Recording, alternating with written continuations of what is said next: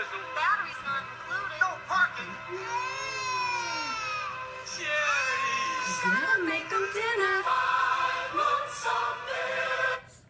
Oh, does that sound familiar? It's about that time, 2.5 week countdown. This is where the holly can lose its jolly, because 'tis the season for stress. So it's about that time where you're pretty terrified to look at your credit card bills. You have waited 2 hours to meet the big guy, and when you do, the kids freak out. Like, I don't even get it. This is the person who brings you gifts. Parking. You finally find that spot, and there's like a little smart car hidden in there that just throws you off, makes you want to go into rage.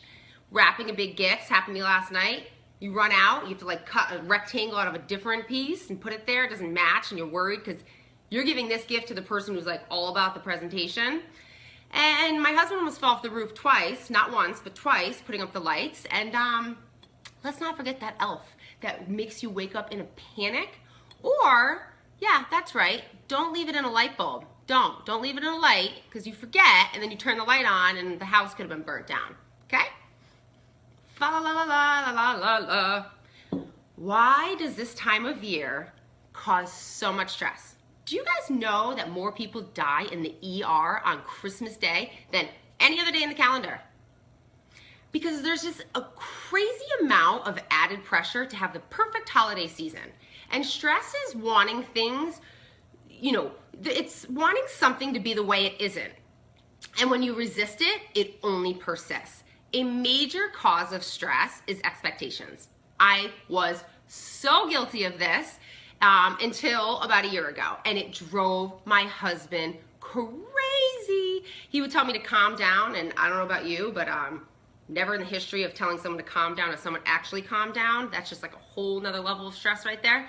So I've always expected the holiday season to go exactly how I thought it would in my head or on TV. You know, the kids get up at a decent hour and it's snowing outside and your coffee's already made. You come downstairs, none of the kids cry. Every gift is like a home run. The fire's crackling, my hair happens to look great, and the tree has like real candles balancing on it. It's just like this perfect little picture, right? Is that even real? Like, who does that? Anyhow, so do you know where I was last Christmas? Let me tell you, we were in the ER with our 6-week-old who had to get a spinal tap, and we ate a stale ham sandwich and a little apple juice out of those stupid little containers, okay? That was my Christmas. And what that Christmas taught me was to let go of all expectations. And let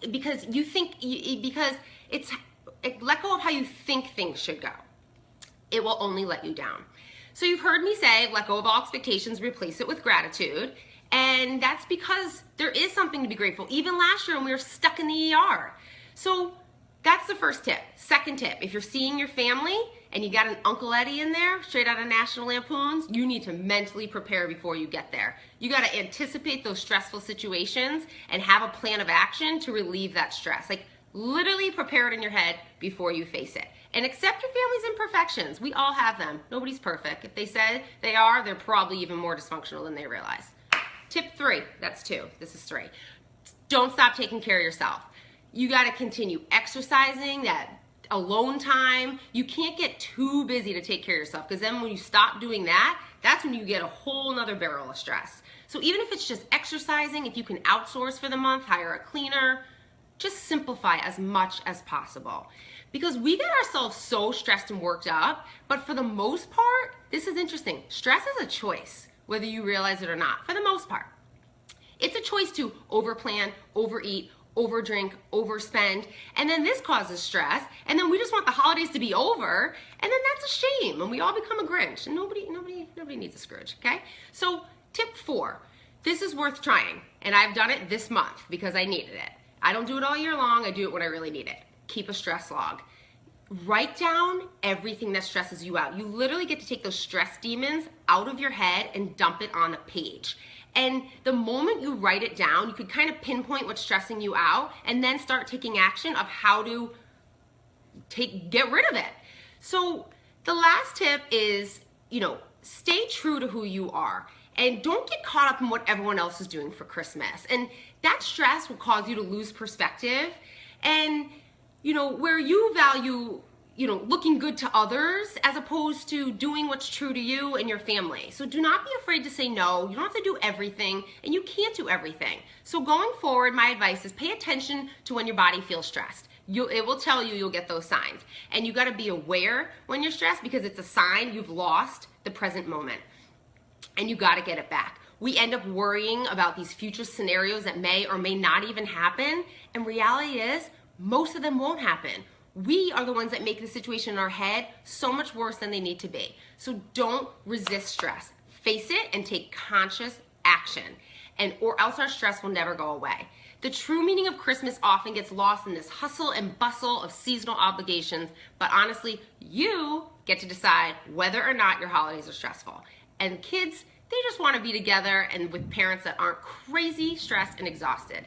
So remember, you can't be all things to all people, so be you and stay true to how you want to spend the holidays. Oh, sending Christmas cards. Oh, jeez, look at this. The lights go out, they all go out.